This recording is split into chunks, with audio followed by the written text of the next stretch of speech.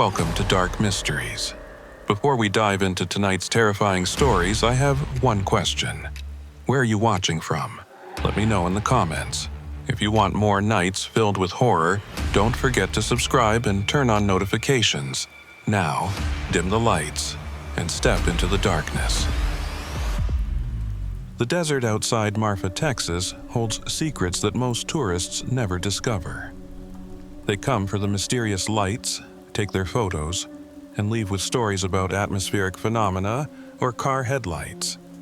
But Rebecca Torres, a park ranger who spent 17 years patrolling these lands, knows the truth is far more terrifying than any scientific explanation could ever be.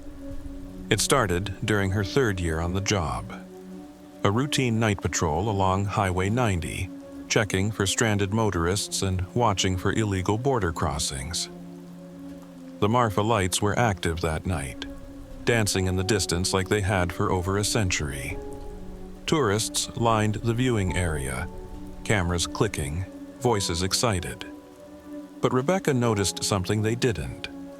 The lights were moving with purpose, forming patterns, almost like they were communicating. She'd grown up in Marfa, heard all the theories. Swamp gas, despite there being no swamps for hundreds of miles. Atmospheric reflections of car lights, even though the lights were documented before cars existed.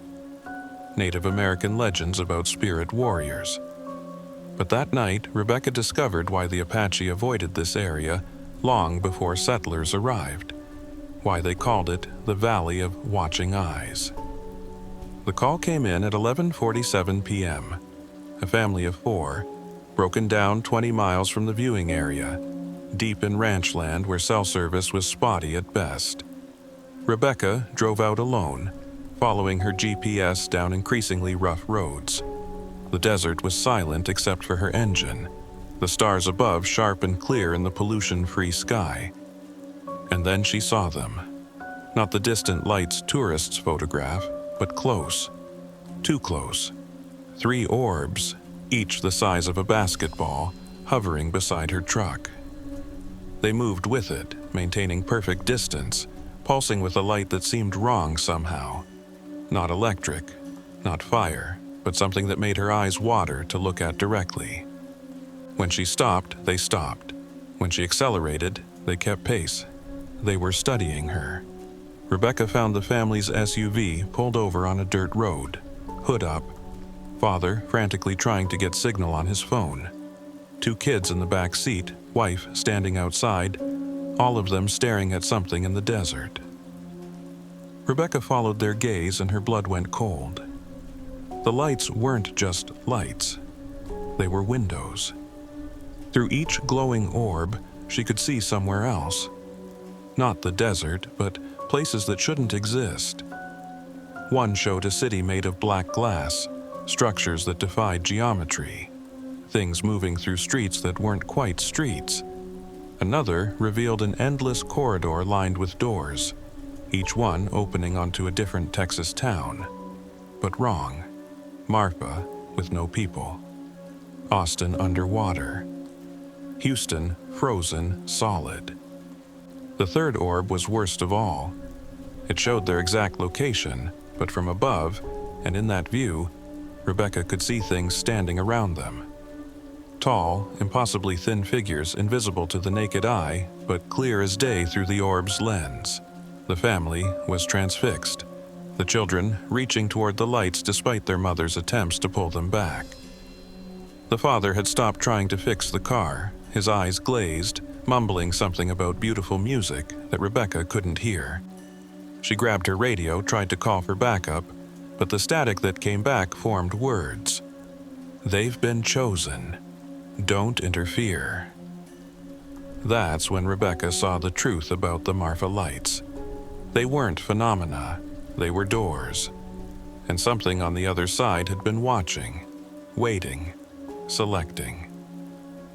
Every missing person case in West Texas over the past century suddenly made horrible sense. They hadn't wandered off into the desert. They'd been invited through. The youngest child, a girl no more than 7, took a step toward the nearest orb. Her hand extended, fingers almost touching the light. Rebecca acted on instinct, tackling the child away from the orb just as her fingers made contact. The moment of connection sent a shock through Rebecca's system, and for one terrifying second, she saw through the child's eyes, saw the invitation being extended, saw the promise of wonders beyond human comprehension, saw the price.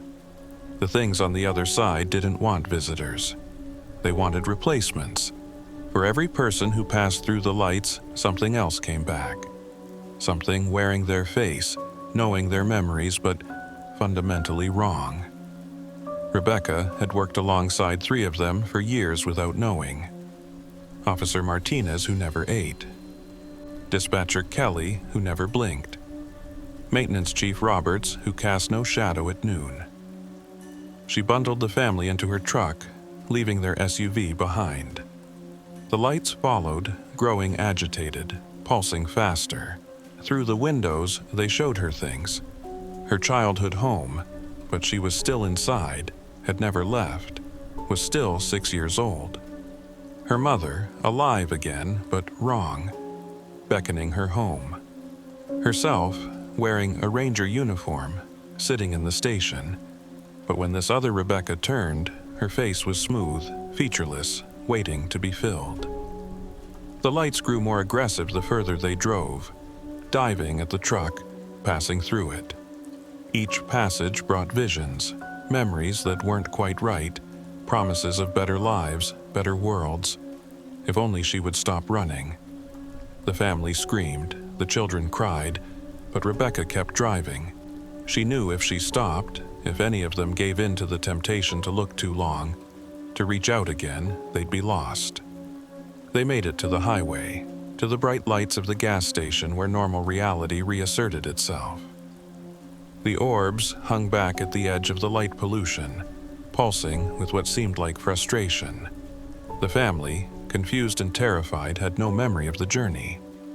They thanked Rebecca for the tow, complained about the strange weather, and drove away in their repaired vehicle, never knowing how close they'd come to becoming something else. Rebecca quit the Park Service the next week. She moved to Dallas, to the biggest, brightest city she could find. Somewhere the lights couldn't follow. But on dark nights, when the power goes out and the city lights fail, she sees them at her window, waiting. They remember her, the one who interfered, the one who knew too much. The Marfa lights still draw tourists. They still dance in the desert night. And sometimes, just sometimes, a visitor doesn't come back quite right. They return to their families with the same face, the same voice, the same memories. But if you know what to look for, if you watch carefully, you'll notice they never look directly at lights anymore. Because they know what looks back. And if you ever find yourself in the desert outside Marfa, when the lights appear closer than they should be, when they pulse with purpose and promise, remember Rebecca's warning. Don't reach out. Don't look too long. And whatever you do, don't accept the invitation, because what comes back won't be you. They say Caddo Lake was formed by an earthquake, that the great raft of logs created Texas's only natural lake. But Matthew Reeves, who spent 30 years as a fishing guide on those dark waters, will tell you different. He'll tell you about what the Caddo tribe really knew, why they abandoned the area so suddenly, and what still lives beneath those ancient cypress trees. Matthew's story begins on a humid August morning, when the fog hung so thick you couldn't see 10 feet ahead.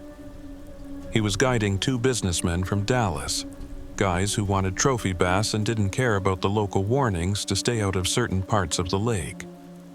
They insisted on going to Devil's Elbow, the deepest part of Caddo, where the water turns black as oil and the cypress trees grow in impossible patterns. The moment they entered Devil's Elbow, the temperature dropped 15 degrees. Not gradually, but instantly, like crossing into a walk-in freezer.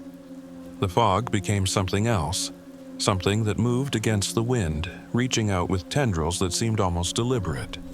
Matthew's depth finder, reliable for 20 years, started showing impossible readings. 60 feet, 200 feet, 500 feet. The lake's maximum depth was supposed to be 25 feet. Then the water stopped moving. Not calmed, but stopped. Like glass, like a mirror, reflecting nothing but darkness despite the morning sun somewhere above the fog. One of the businessmen made a joke about the boat being frozen in place, but his laughter died when he realized they actually weren't moving. The outboard motor was running, propeller spinning, but the boat sat perfectly still. Matthew had heard stories from his grandfather, tales dismissed as Cajun superstition, about how Caddo Lake wasn't natural at all, but a prison, something the Caddo tribe had trapped centuries ago, something that required the lake to keep it contained. The earthquake hadn't created the lake, something trying to escape had. The businessman's expensive fish finder lit up with movement. Not fish, but something massive, rising from the impossible depths. Matthew watched the screen in horror as it showed the shape ascending. Humanoid but wrong, arms too long, moving in ways that joints shouldn't allow. And it wasn't alone. Dozens of them, rising like a swarm of distorted angels from whatever hell existed below. The first one broke the surface 50 yards away. Matthew will never forget that sound, like wet leather tearing. It stood on the water, not in it, but on it, easily 9 feet tall. Where its face should have been was smooth, pale flesh, broken only by gill slits that pulsed with each breath. Its arms reached down to its knees, fingers webbed and tipped with what looked like broken glass. The businessmen were screaming, one trying to call 911 on a phone that had no signal, the other fumbling with a pistol that his shaking hands couldn't properly grip. But Matthew knew weapons wouldn't help. His grandfather had told him what to do if this day ever came, if the sleepers ever woke. He pulled out the old tackle box, the one his grandfather had made him promise to always carry. Inside, wrapped in oilcloth, were things that made no sense in modern Texas. Tobacco blessed by a Caddo shaman who'd died in 1892. Salt from the Dead Sea. A compass that didn't point north but toward something else entirely. And words, written in Creek, Caddo, and languages Matthew didn't recognize. As more creatures emerged from the lake surrounding the boat, Matthew began reading the words. His pronunciation was terrible, his voice shaking. But something about them worked. The creatures stopped advancing, their gill slits flaring in what might have been frustration or anger. The water beneath them began to bubble, to churn, as if the lake itself was fighting. One of the businessmen, panicking, fired his pistol. The bullet hit the nearest creature center mass, passing through it like it was made of water. But where the bullet exited, the creature didn't heal. Instead, it began to dissolve. But as it did, it spoke. Not with the mouth, but directly into their minds, in a language older than human speech that somehow they understood perfectly. The compact is broken. The sleep ends. The tribute was not given. The lake remembers what you've forgotten. Matthew's grandfather had told him about the tribute, how the Caddo tribe had fed the lake, kept the sleepers satisfied with offerings. But when the tribe was forced out, when the white settlers came, the offerings stopped. The sleepers had been patient, sleeping in their prison. But patience has limits. And those limits had been reached. The fog grew thicker, and through it, Matthew saw the truth about Caddo Lake. It wasn't water at all, but something viscous, alive. A massive organism that had been sleeping as long as its prisoners. The cypress trees weren't trees, but nerve endings, sensory organs for something unimaginably vast. Every fish caught, every boat that had sunk, every person who'd drowned over the centuries had been absorbed, incorporated, made part of the whole. Matthew finished reading the words, and for a moment everything stopped. The creatures stood motionless. The lake held its breath.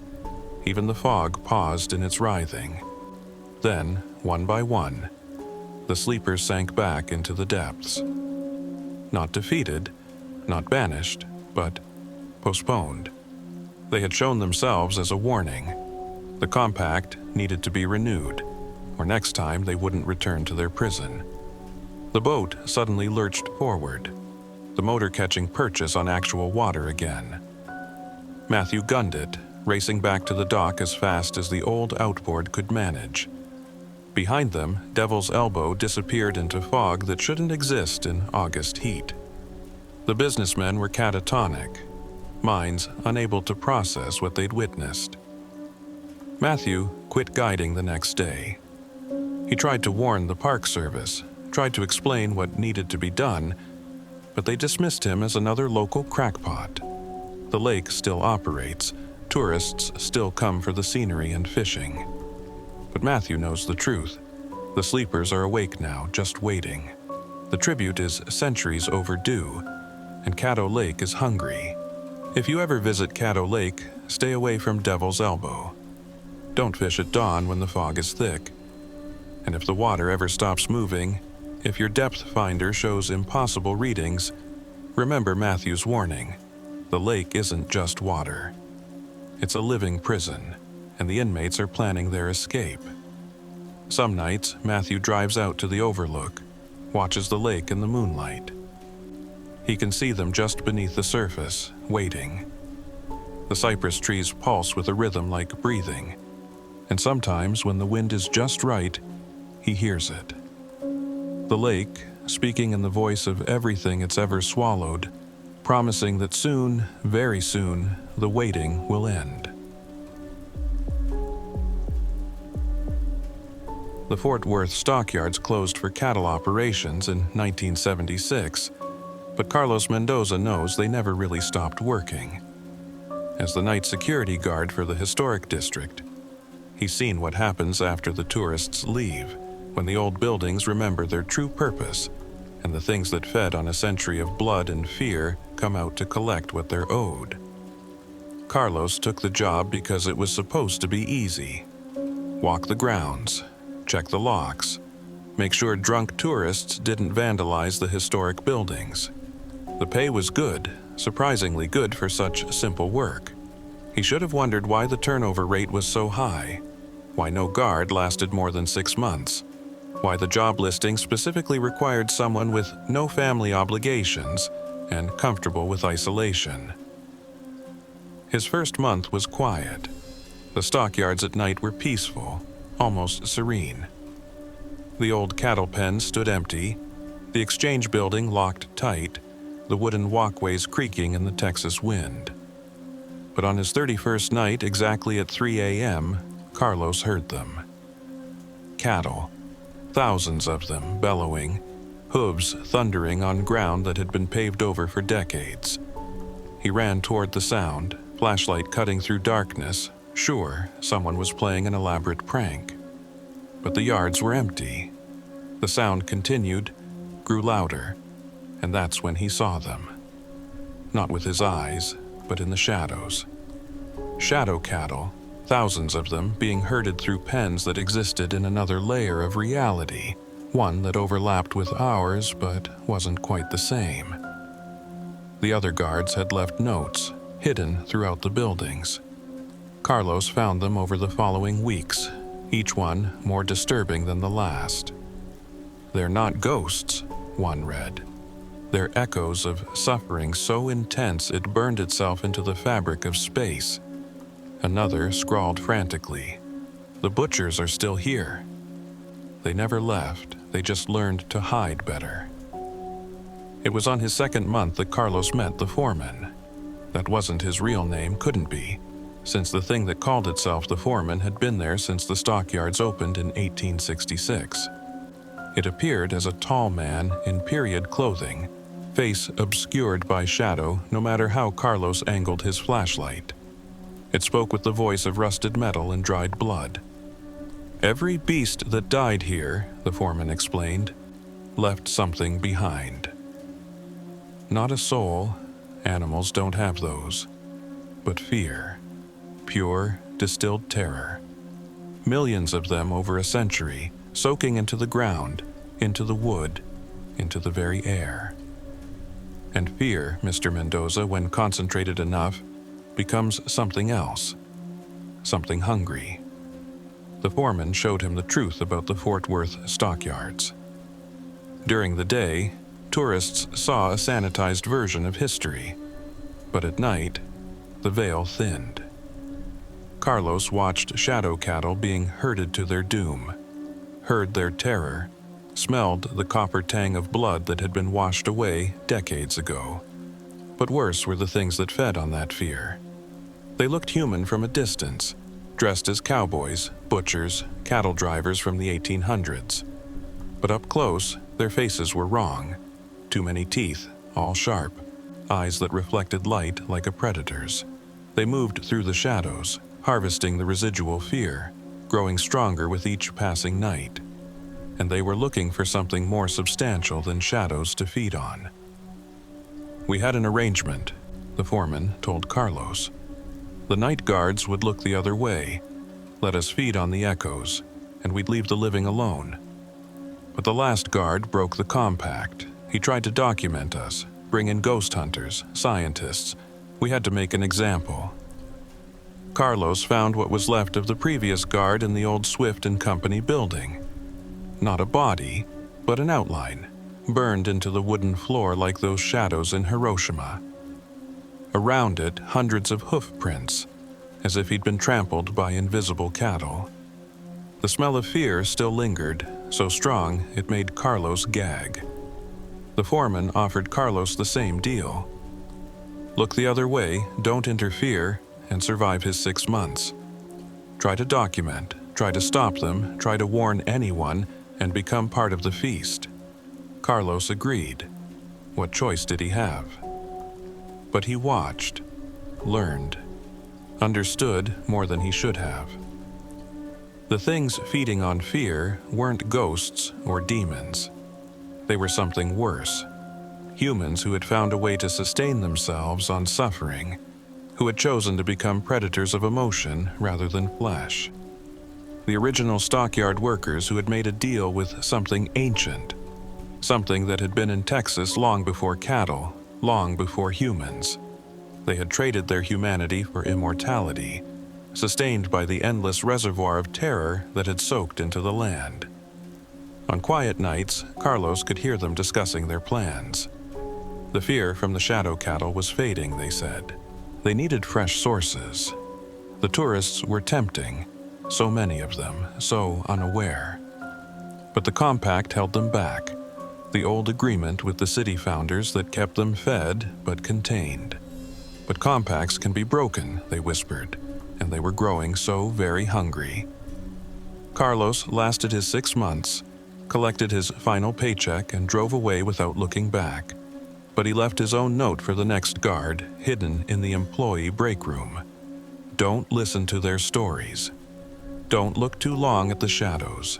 And whatever you do, don't follow the sound of cattle after 3 a.m. They're not leading you to the past. They're leading you to become part of it. The Fort Worth stockyards still operate as a tourist attraction. Families pose for photos where millions of animals met their end. Ghost tours tell sanitized stories of harmless spirits.